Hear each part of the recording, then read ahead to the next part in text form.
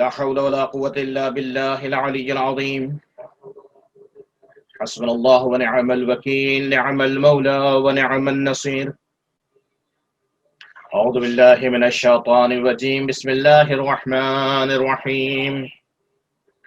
الحمد لله الذي لم يتخذ صاحبة ولا ولدا ولم يكن له شريك في الملك ولم يكن له ولي من الذل وكبره تكبيرا. اللهم صل على الحمد لله الذي هدانا لهذا وما كنا لنهتدي لولا أن هدانا الله. لقد جاءت رسل ربنا بالحق، الصلاة والسلام والتحية والإكرام على الرسول الأمي المكي المدني البطحي البتحي حبيب إله العالمين بالقاسم مصطفى محمد وآل الطيبين الطاهرين المعصومين المظلومين الذين أذهب الله عنهم الرجس وطهرهم تطهيرا. اللهم صل على ولاة الله على أعدائهم أجمعين من يومنا هذا إلى قيام يوم الدين. أما بعد، قال إمام الباقر عليه الصلاة والسلام: بني الإسلام على الخمسة: الصلاة والصوم والحج والزكاة وحبنا أهل البيت صلوات محمد وآل محمد. عزیز دوستو، ماہ عزا کی آج 5ویں مجلس ہے. جن 10 دنوں میں ہم ہر سال کھل کر پرسہ دیتے تھے اور عزاداری کرتے تھے، اور اس سال بھی ہم اپنے حساب سے کوشش کر رہے ہیں کہ عزاداری سے شہدا کرے. ان میں سے تقریباً 5 دن ہم سے رخصت ہو رہے ہیں اور ہم حق عزاداری انجام نہ دے سکے. اور جس طرح سے ہمیں پرسہ دینا ہے بی بی فاطمہ زہرا سلام اللہ علیہا کو، اس طرح سے پرسہ نہ دے پائے، اور جس طرح سے پرسہ امام زمانہ کو دینا ہے اس طرح سے ہم نہیں دے پائے.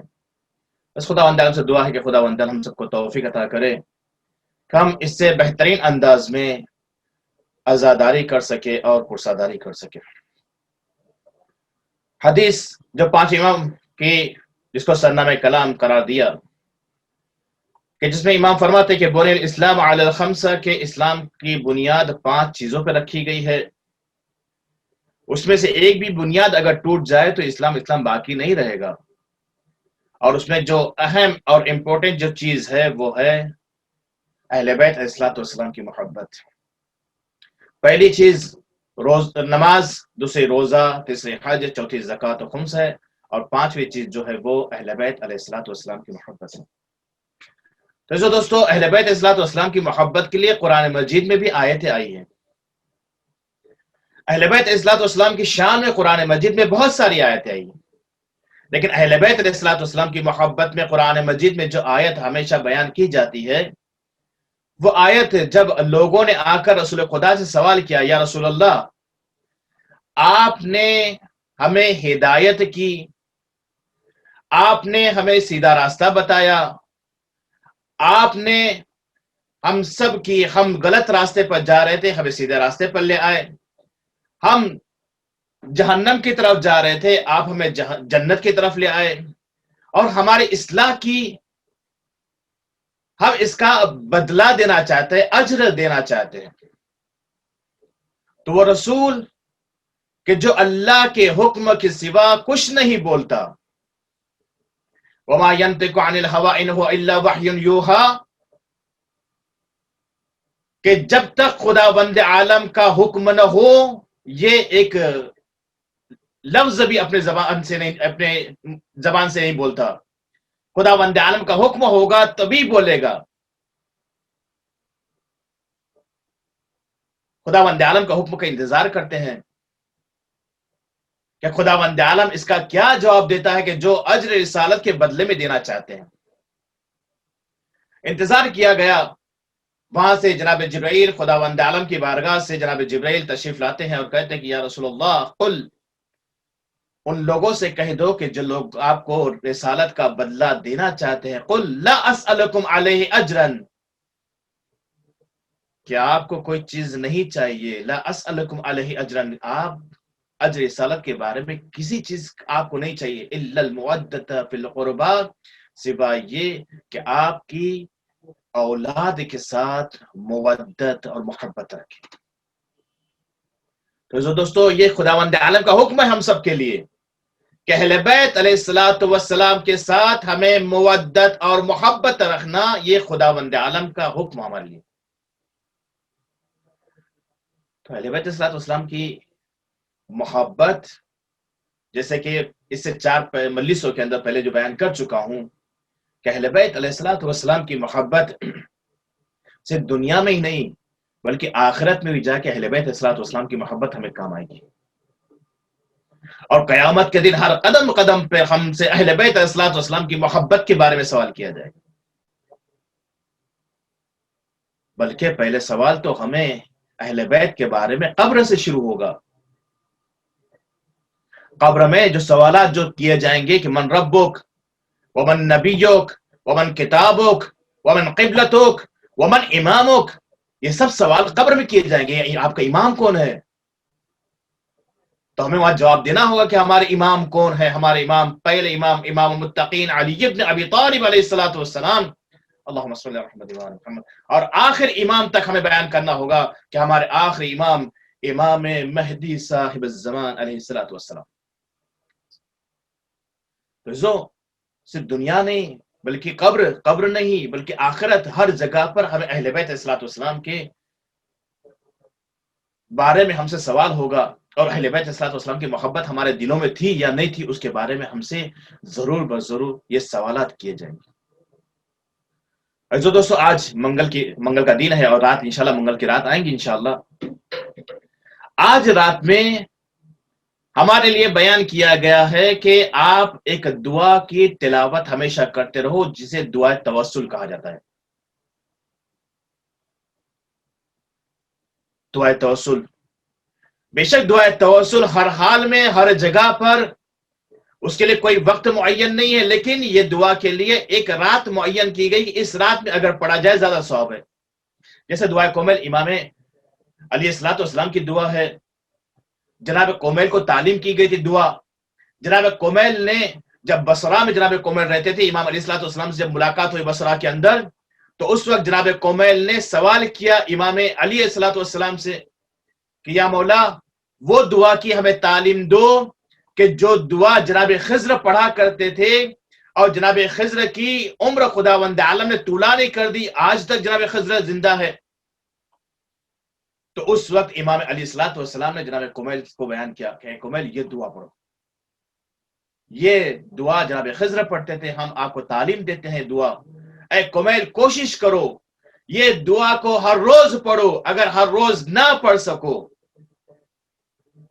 تو 2 دن کے درمیان میں 1 مرتبہ پڑھو، اگر ہر 2 دن کے درمیان نہیں پڑھ سکو تو ہر ہفتے میں پڑھو، اگر ہفتے میں نہیں پڑھ سکتے ہو تو ہر مہینے پڑھو، اگر ہر مہینے نہیں پڑھ سکتے تو ہر سال میں 1 مرتبہ ضرور پڑھو۔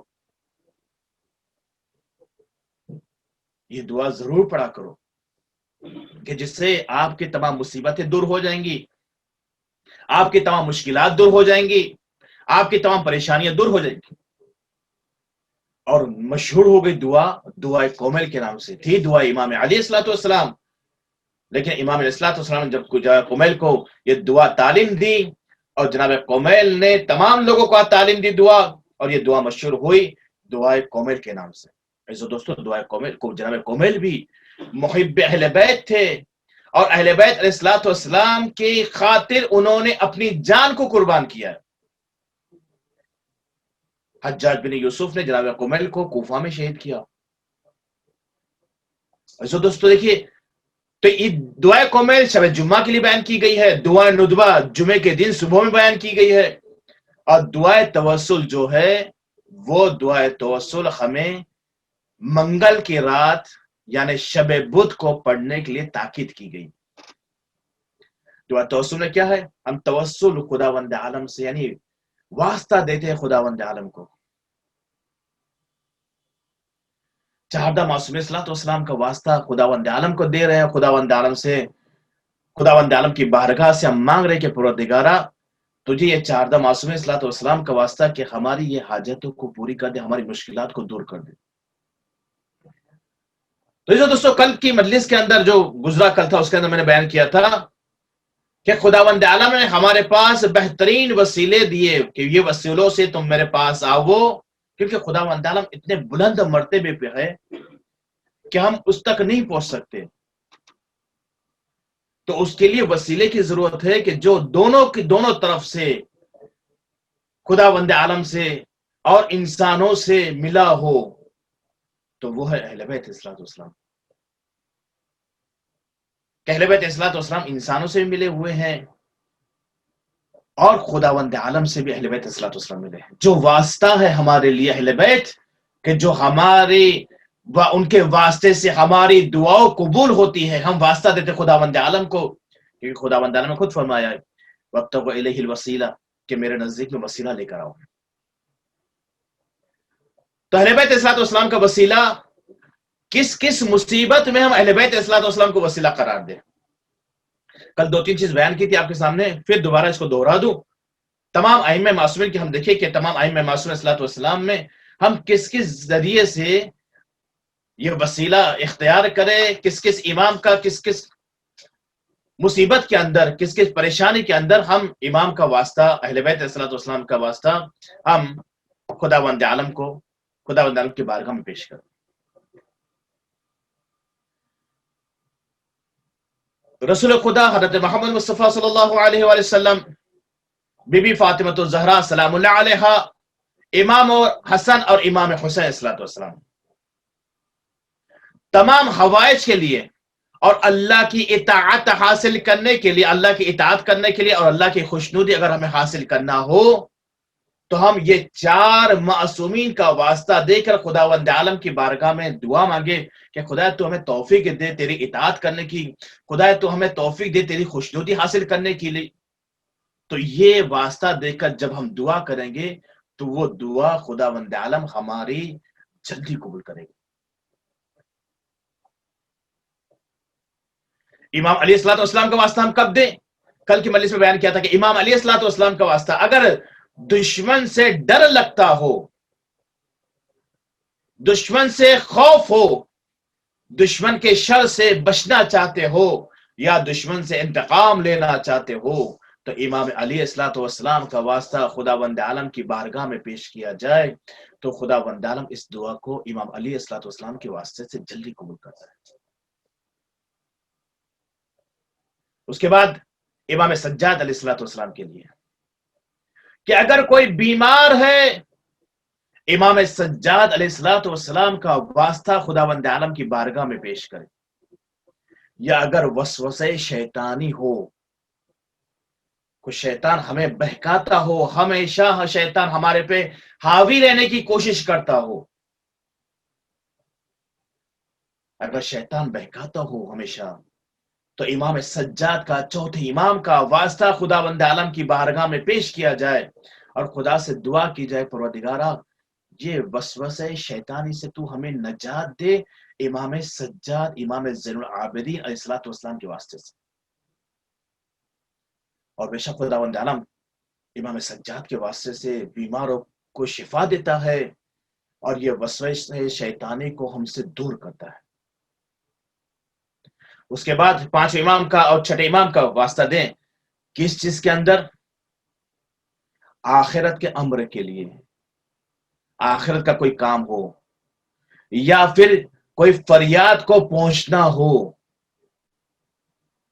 فریاد رسی کے لیے خدا کو بلانا ہو، ہم فریاد کر رہے ہیں لیکن ہماری فریاد رسی نہیں ہو رہی، ہم فریاد کر رہے ہیں کہ ہماری فریاد پر نہیں پہنچا جا رہا ہے، ہماری بات کو نہیں سنی جا رہی کوئی مصلحت کی وجہ سے، تو اس وقت ہم 5 امام اور 6 امام کا واسطہ دیں۔ اگر علم کو حاصل کرنا ہو، زیادہ علم چاہتے ہیں کہ ہم زیادہ میں زیادہ علم حاصل کریں تو ہم واسطہ دے پانچویں امام اور چھٹے امام کا واسطہ، کیونکہ ہمارے پانچویں امام اور چھٹے امام کو بہت ہی زیادہ موقع ملا ہے علم کو پھیلانے کا۔ ہم علم حاصل کرنے کے لیے کوئی بھی چیز حاصل کرنے چاہ رہے ہیں، ہم علم حاصل کرنا چاہ رہے اس سے پہلے خداوند عالم کی بارگاہ میں خداوند عالم سے توسل کرے، پانچویں امام اور چھٹے امام کا واسطہ دے، خدایا یہ جو ہم علم حاصل کر رہے ہیں پروردگارا اس میں تو برکت عطا کر، ہمیں علم حاصل کرنے کی توفیق دے، ہم اس پر علم حاصل کرنے کے بعد اس پر چلے، تجھے واسطہ پانچویں امام اور چھٹے امام کا، امام محمد باقر اور امام جعفر صادق علیہ الصلوۃ والسلام کا واسطہ کہ پروردگارا ہم کو زیادہ زیادہ علم حاصل کرنے کی توفیق عطا کر۔ پھر دیکھیں کہ ہم کیسے علم ہم حاصل کر پاتے ہیں۔ یہ صرف علم دین نہیں بلکہ دنیا کا علم ہے، اگر حلال علم ہے، اگر وہ حاصل کرنا چاہ رہے ہیں تو بھی ہم پانچویں امام اور چھٹے امام کا واسطہ دے سکتے ہیں، کیونکہ پانچویں امام اور چھٹے امام نے صرف علم دین لوگوں کے سامنے نہیں پھیلایا، کئی طرح کے دنیائی علم بھی، جغرافیائی علم بھی امام نے لوگوں کے سامنے بیان کیا تھا۔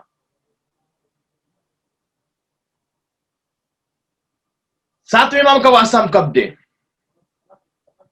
ساتویں امام کا واسطہ ہم اس وقت دے خداوند عالم کو جب ہم کسی سے ڈر یا خوف لگتا ہو، ترس ہو ہمارے درمیان میں،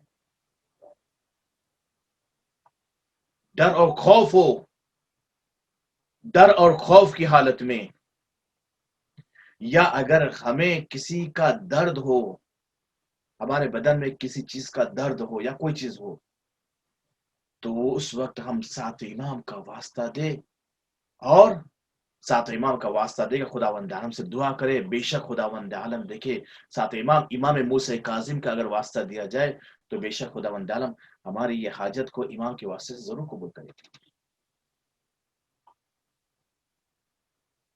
آٹھویں امام کا واسطہ ہم کب دے خداوند عالم کو؟ بیان کیا جائے کہ سفر میں اگر جانا ہو اور چاہتے ہو کہ سفر کامیابی سے تمام ہو، آٹھویں امام کو واسطہ دیا جائے، سفر آرام سے اور کامیابی سے تمام ہوگا۔ بلکہ آٹھویں امام سے جو ہمارے درمیان میں ایک چیز رائج ہے کہ ہم آٹھویں امام کے نام پر ہم امام ضامن باندھتے ہیں، جب بھی کوئی بھی سفر ہو جاتا ہے تو اس کے ہاتھ میں امام ضامن دیتے ہیں، اور اس سے کہتے ہیں کہ جب تک سفر پر نہ پہنچ، یعنی اپنے جگہ پر جب تک نہ پہنچو، جب تک سفر میں ہو، اس کو اپنے ساتھ میں رکھا، امام ضامن، امام رضا جو ہے نا وہ آپ کی حفاظت کریں گے۔ ہم کرتے ہیں نا، یہ امام ضامن آیا کہاں سے؟ کیوں امام ضامن ہم پیسہ وغیرہ باندھتے ہیں؟ سمجھے، اس کا ایک وجہ اس کی اور تھی، اس وقت امام کے زمانے میں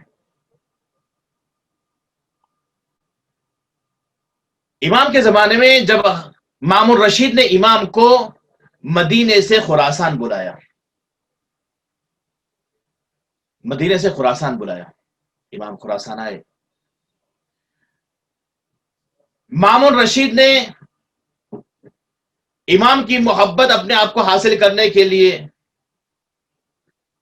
یا پھر شیعوں کو اپنی طرف مائل کرنے کے لیے مامون الرشید نے ایک چال چلی تھی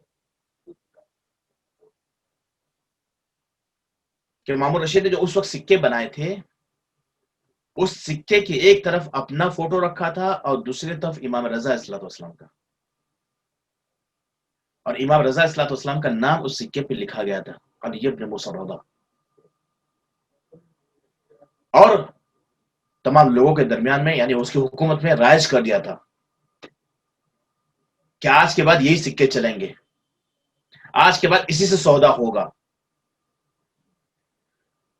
تو جو امام کے چاہنے والے تھے، اور رسول خدا کی حدیث ہے، رسول خدا فرماتے ہیں کہ اگر آپ سفر پہ جا رہے ہو تو اب اپنے ساتھ اہل بیت علیہ الصلوۃ والسلام کے ناموں میں سے کوئی بھی ایک نام، رسول خدا سے لے کر امام زمانہ تک 14 معصومین کے ناموں میں سے کوئی بھی ایک نام اپنے ساتھ اگر سفر میں آپ رکھو گے تو آپ کو سفر میں کسی طرح کی کوئی اذیت یا تکلیف نہیں ہوگی۔ اور لوگ اس وقت اس چیز کو غنیمت سمجھے، کیونکہ دشمن मामून रशीद की तरफ से हुक्म था या दूसरे दुश्मनों की तरफ से हुक्म था कि अगर किसी के पास भी अहले बैत से मुतालिक अगर कोई चीज निकले तो उन पर जुल्म किया जाए। तो लोग उस वक्त सफर पर जाने के लिए ये चीज का फायदा उठाते थे कि अपने साथ में इमाम रजा इस्लातु वस्सलाम का नाम का सिक्का जो उस वक्त राइज था, वो सिक्के को अपने साथ रखते थे तबर्रुक की नीयत से, बरकत की नीयत से, हिफाजत की नीयत से कि ये हमारे साथ जब तक रहेगा हमारी हिफाजत होगी, और उसको इमाम जामिन के नाम से अपने पास रखते थे। तब से ये वारिद हुआ, तब से ये हमारे पास ये इमाम जामिन आया। तो इमाम जामिन ये वजह थी। तो इमाम जामिन यानी जमानत लेने वाले, हर मुसीबत में, हर परेशानी में, हर तकलीफ में जमानत लेने वाले इमाम रजा अलैहिस्सलातु वस्सलाम। हर सफर में सफर को आसानी से गुजारना हो तो इमाम रजा अलैहिस्सलातु वस्सलाम का वास्ता खुदावंद आलम को दिया जाए और उस वास्ते से खुदावंद आलम की बारगाह में दुआ की जाए। इंशाअल्लाह खुदावंद आलम जरूर बजरूर हमें कामयाब करेगा। तौफीक मिलने के लिए इमाम रजा अलैहिस्सलातु वस्सलाम की और तमाम आइम्मा मासूम जो पहले बयान किया गया उन सब की तौफीक मिलने के लिए बावाज़ बुलंद सलावत दीजिए। अल्लाहुम्मा सल्ली अला।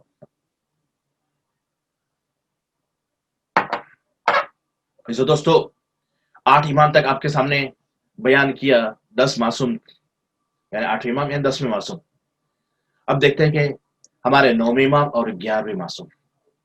हमारे 9वें इमाम इमाम मोहम्मद तकी अलैहिस्सलातु वस्सलाम, जिसके लिए बयान किया जाता है कि अगर कोई शख्स कैद खाने में हो और कैद से रिहाई चाहता हो, वाकया पहले सुन लीजिए इंशाअल्लाह। अली बिन महजियार, अली बिन महजियार रिवायत करते हैं। ये रिवायत जो है वो उसूल काफी के अंदर सफा नंबर 560 560 के अंदर 560 के अंदर यह बयान किया गया है। शेख कुलैनी नकल करते हैं कि अली बिन महजियार ने इमाम जवाद यानी कि इमाम मोहम्मद तकी अलैहिस्सलातु वस्सलाम से ये नकल किया है, यानी दुआ नकल की है। किसके लिए? मोहम्मद इब्ने हमजा। मोहम्मद इब्ने हमजा को कैद खाने में रखा गया था। मोहम्मद बिन हमजा जो है वो उनको कैद खाने में रखा गया था। मोहम्मद बिन हमजा कैद खाने से नजात हासिल करना चाहते थे कि उनको नजात किस तरह से मिले। तो एक मरतबा मोहम्मद बिन हमजा के पास इमाम मोहम्मद तकी अलैहिस्सलातु वस्सलाम का, यानी 9वें इमाम का, इमाम मोहम्मद तकी इमाम जवाद अलैहिस्सलातु वस्सलाम का एक दुआ उनके पास पहुंचती है। उनकी दुआ करे कि ये दुआ पढ़ा करो। ये दुआ 9वें इमाम की दुआ है। 9वें इमाम ने इस दुआ की ताकीद की है कैद खाने के अंदर। ये दुआ पढ़ोगे तो जरूर तुम्हें कैद खाने से नजात मिलेगी, आजाद हो जाओगे कैद खाने से। तो उस वक्त मोहम्मद बिन हमजा ने यह दुआ को पढ़ी। दुआ यह है, बिस्मिल्लाहिर्रहमानिर्रहीम, या मन यख्फी मिन कुल्लि शैइन वला यख्फी मिनहु शै इक्फनी मा अहम्मनी मिम्मा अना फीह। दोबारा बयान करता हूं, या मन यख्फी मिन कुल्लि शैइन वला यख्फी मिनहु शै इक्फनी मा अहम्मनी मिम्मा अना फीह। तो दोस्तों ये दुआ को पढ़े इंशाअल्लाह। अगर कोई कैद खाने में है तो वो दुआ को इंशाअल्लाह पढ़े जरूर, इंशाअल्लाह वो कैद खाने से उसको आजादी मिलेगी। मोहम्मद बिन महजियार ने इमाम ज़माना से जो मुलाकात की थी उसका वाकया अलग है, उसकी जगह पर मौजूद है। जो वक्त में ज्यादा गुंजाइश नहीं है, जल्दी से मसाइल की मंजिल की तरफ आओ। ये जो बाकी हो बयान कर दूं। अब जो 3 इमाम के और तवस्सुल बाकी है। 10वें इमाम का वास्ता खुदावंद आलम को कब दे? अगर किसी बिरादर मोमिन की हाजत पूरी करवाना हो, हम खुदावंद आलम से हमेशा मांगते रहे कि परवरदिगार उसकी हाजत पूरी कर दे, उसकी तमन्ना पूरी कर दे, उसकी मुश्किलों को दूर कर दे। और ये हमने बीबी फातिमा जहरा से सीखा है। बीबी फातिमा जहरा अपने लिए कोई दुआ नहीं मांगती थी, हमेशा दूसरों के लिए दुआ मांगती थी। امام حسن نے سوال کیا کہ اے امی جان اپنے لیے تو کچھ دعا مانگے. بی بی فاطمہ زہرا فرماتی الجار ثم الدار، پہلے پڑوسی کا حق ہے پھر اپنا حق. لیکن پڑوسی اتنے سارے ہیں، ان کی دعا مانگتے مانگتے اب وقت ہی باقی نہیں رہتا کہ اپنے لیے دعا کرو. پہلے پڑوسی کے لیے، پہلے دوسروں کے لیے دعا مانگو. یہ بی بی فاطمہ زہرا نے ہمیں سکھایا ہے کہ پہلے دوسروں کے لیے ہم دعا مانگے پھر اپنے لیے دعا مانگے. اگر اپنے لیے ہم بھول بھی جائیں تو بھی خداوند عالم جب ہم دوسروں کے لیے دعا مانگیں گے اس کی برکت سے خداوند عالم ہماری دعا کو بھی قبول کر لے گا. تو 10ویں امام کے واسطے سے ہم دوسروں کے لیے، برادر مومن کے لیے جب دعا مانگیں گے 10ویں امام کے واسطے سے خداوند عالم ہماری دعا کو ضرور قبول کرے گا. 11ویں امام، 11ویں امام کے لیے بیان کیا جاتا ہے کہ آخرت کے لیے، جہنم سے آزادی کے لیے، فشار قبر، عذاب قبر سے بچنے کے لیے، جنت حاصل کرنے کے لیے، جنت کے اندر آب کوثر سے سیراب ہونے کے لیے، جنت کے اندر بلند مقام حاصل کرنے کے لیے، جنت کے اندر جوار معصومین میں جگہ عطا کرنے کے لیے، اگر یہ ہم چاہتے ہوں تو خداوند عالم سے 11ویں امام حسن عسکری کا واسطہ دے کر دعا کرے، انشاءاللہ ضرور بضرور 11ویں امام کے واسطے سے خداوند ہماری دعا قبول کرے. اور 12ویں امام کے واسطہ تمام حاجتوں کی برابری کے لیے، تمام مرادوں کی پوری ہونے کے لیے خداوند عالم کو 12ویں امام کا واسطہ دے، ضرور بضرور ہماری حاجت و مراد پوری ہوگی. ایک واقعہ ملتا ہے 12ویں امام کے متعلق. ایک جوان تھا کہ جو یورپ کی طرف یا امریکہ کی طرف، ایرانی تھا، گیا تھا امتحان دینے کے لیے.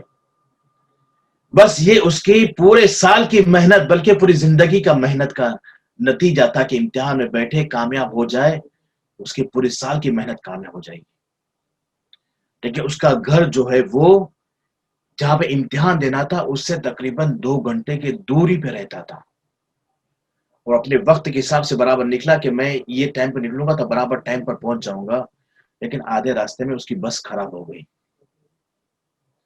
بس جیسے خراب ہوئی، آدھا گھنٹہ گزر گیا، بہت ٹائم زیادہ گزر گیا. مشکلات میں ہے کہ یہ اگر میں نہیں پہنچ پایا تو میری پوری زندگی ختم ہو جائے گی.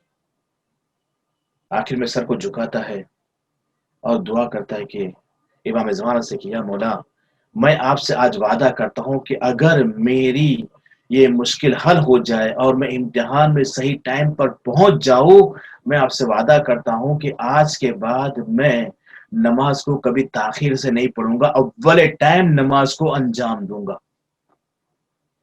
اور خداوند عالم کے پاس امام زمانہ کا واسطہ دیا. اتنے کیا دیکھنا تھا کہ اس جگہ پر ایک شخص آیا، نورانی شخص تھا. سب لوگ باہر کھڑے تھے، بس سے باہر تھے، ڈرائیور نے سب کو اتار دیا تھا بس سے، میں بس کو بنا لوں پھر بس میں بیٹھے. آتا ہے ڈرائیور کے پاس، آ کر کہتا ہے وہ نورانی شخص چالو کرو، تو کہ چالو نہیں ہو رہا. تو اس نے کہا ہٹو اپنی سیٹ پر سے. وہ شخص اس سیٹ پر بیٹھتا ہے، جیسے ہی اس نے چابی لگائی، چالو کرنا کوشش کی، فوراً گاڑی چالو ہو گئی، موٹر چالو ہو گئی، بس چالو ہو گئی. سب سے کہا کہ اندر آ کے بیٹھ جاؤ، ڈرائیور سے کہا اپنی سیٹ سنبھالو. اور جیسے ہی وہ جوان اوپر چڑھنا چاہ رہا تھا جس نے وعدہ کیا تھا، اور یہ شخص جو آنے والا تھا وہ نیچے اتر رہا تھا، دونوں کی ملاقات زینے پہ ہوئی.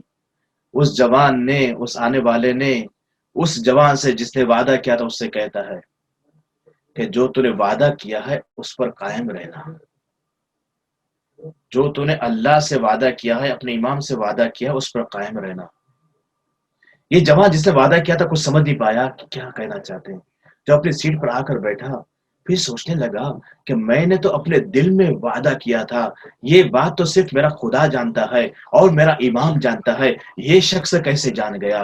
تو ہو نہ ہو یہ ہمارے وقت کا امام ہوگا کہ جو میری مدد کے لیے آیا ہے. اور اس کے بعد سے جب وہ گم کر دیکھتا وہ شخص غائب ہے، نظر نہیں آ رہا. تو فوراً یقین ہو گیا کہ یہ ہمارے وقت کے امام تھے کہ جو ہماری تکلیفوں کو دور کرنے کے لیے آئے تھے۔ ہاں عزیزو، ہمارے امام ہے کہ جو ہماری تکلیفوں کو دور کرتے، کربلا والے بھی ہے کہ جو ہماری تکلیفوں کو دور کرتے ہیں، کربلا والے ہیں جو ہماری پریشانی کو دور کرتے ہیں۔ سچے دل سے ایک مرتبہ کربلا والے کو پکار کے تو دیکھے کہ کیسے کربلا والے ہماری مصیبتوں اور تکلیفوں کو دور کرتے ہیں۔ ہاں عزادارو، آج دو بچوں کا ذکر کرنا ہے۔ کون دو بچے؟ کون دو شہزادے؟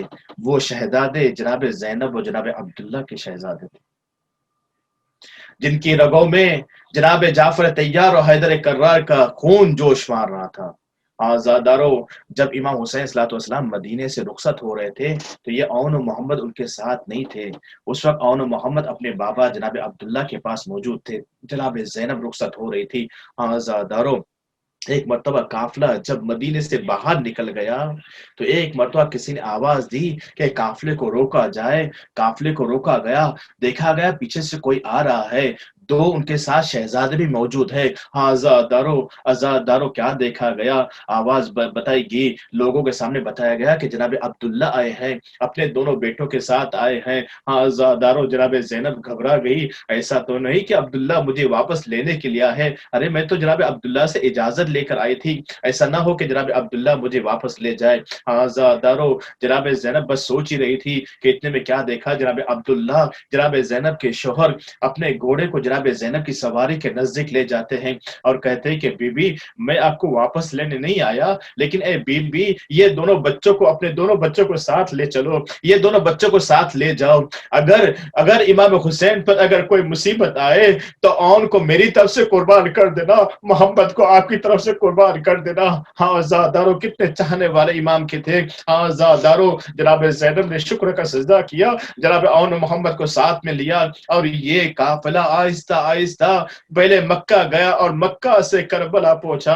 ہاں زادارو، کیا دیکھتے ہیں کہ دیکھتے دیکھتے 2 محرم سے 10ویں محرم بھی آ گئی، روز عاشورہ آئی۔ روز عاشورہ کو آزادارو ایک ایک صحابی امام کی اجازت لیتا ہے، قربان ہونے جاتا ہے۔ کبھی حر کے بیٹے گئے، اس کے بعد جناب حر گئے، اس کے بعد جناب مسلم بن اوسجا گئے، اس کے بعد بریر حمدانی گئے، اس کے بعد جناب حبیب بن مظاہر گئے، ایک کے بعد ایک امام پر قربان ہونے جا رہا ہے۔